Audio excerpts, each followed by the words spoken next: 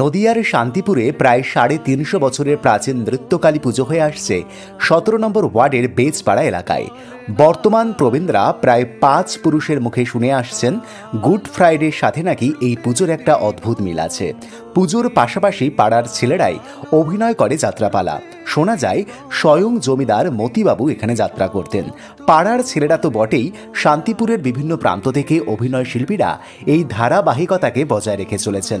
যদিও এবছর তা আর সম্ভবপর হয়ে ওঠেনি, তবে সেই অনুযায়ী মঞ্চ প্রস্তুত করে ৫ দিন যাবৎ চলে নানান ধর্মীয় আলোচনা, সাংস্কৃতিক অনুষ্ঠান, বাউল গান। তবে শান্তিপুরের ইতিহাস ঘাটলে জানা যায় ১২ বছর অন্তর এই পুজো হতো। তখন যাত্রাপালা, মহিষ বলি বন্ধ করে পরবর্তীতে ছাগল বলি প্রথা চালু হয়।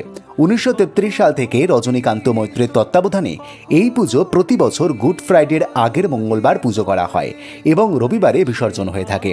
এর পেছনে অবশ্য একটি কারণ রয়েছে। ওই এলাকার তৎকালীন সময়ে বেশিরভাগ পুজো উদ্যোক্তারা বেসরকারি প্রতিষ্ঠানে কাজ করতেন, আর সেখানে গুড ফ্রাইডে ছুটি থাকত। তাই শুক্রবারকে মাঝে রেখে এই পুজো চলে। তবে আজও সম্পূর্ণভাবে কাঠের জালে এবং গঙ্গার জলে রান্না হয়ে থাকে। এই ৫ দিন ধরে সমস্ত ধরনের ভোগ প্রসাদের আয়োজন করা হয়। প্রতিমা নির্মিত হয় ঠাকুর দালানেই। সিদ্ধেশ্বরী মায়ের আদলে প্রতিমার মুখ হলেও দুপাশে থাকে জয়া বিজয়া, যা এই পুজোর মূল বৈশিষ্ট্য। তবে স্বাভাবিকভাবেই দেবাদিদেব থাকেন মায়ের পায়ের নিচেই। ৫ দিন পুজো শেষে বিসর্জন হয় মায়ের নিজস্ব খালে। সেখান থেকে প্রাপ্ত অর্থ এবং এলাকার মানুষের সহযোগিতায় এই পুজো আজও অত্যন্ত জনপ্রিয়। প্রসাদ নিতে আসেন সারা শান্তিপুর, এমনকি জেলার বিভিন্ন প্রান্ত থেকেও ভক্তবৃন্দরা।